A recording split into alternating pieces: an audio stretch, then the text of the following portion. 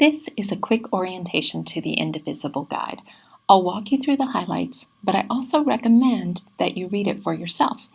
The guide is available at www.indivisibleguide.com, and it's only 26 pages. If you forget the website, there's a link on the 50 Ways Rockbridge website. The Indivisible Guide was written by former congressional staffers, people who observed the tactics of the Tea Party and realized that progressives could use the same strategies to fight the Trump agenda. The Tea Party made two strategic choices to fight Obama's work. First, they were locally focused. They started as a few disaffected conservatives talking online, but they formed into small, local, and dedicated groups. Only 1 in 5 Tea Party members contributed or attended events, but they had a large impact. The second strategic choice that the Tea Partiers made was to focus on saying no to members of Congress on their home turf. Their tactics were defensive, opposing new proposals coming out of the Obama administration. They also focused their attention on local congressional representation. They showed up to town hall meetings at the offices of members of Congress, and they coordinated calling congressional offices at key moments. Whether you like the Tea Party or not, their tactics were effective. They defeated legislation, shaped the national debate, and paved the way for a Republican takeover of our government. So how is this going to work? What can progressives learn from the Tea Party movement? Chapter 2 goes on to explain that members of Congress only care about one thing, re-election. Because they want to be re-elected, they are enormously sensitive to their image in the state or the district.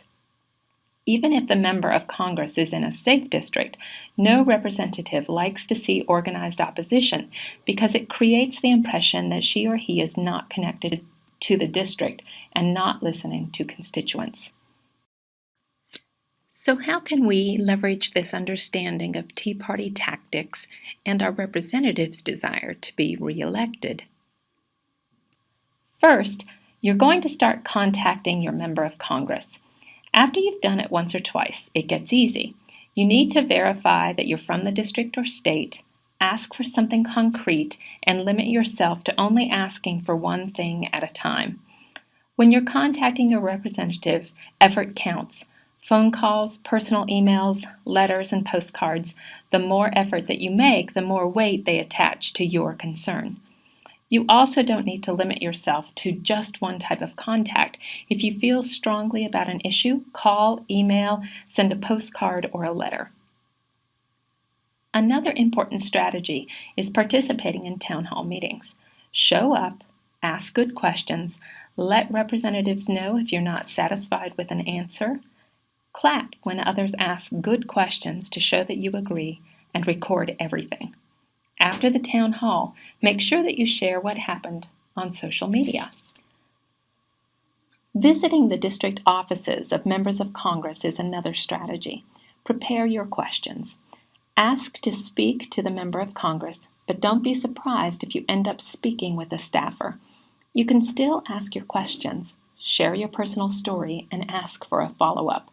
As always, be polite, be persistent, and share the results on social media. The final strategy is coordinated calling. Call your member of Congress, stick to one issue, and if you're directed to voicemail, follow up with email. This is a step that most everyone can do, and it can have a huge impact. If you want more information or you're trying to find out how to get in touch with your representatives, go to 50waysrockbridge.org. We have updates on issues, contact information for our representatives at the state and federal level, and lots of ways for you to become involved.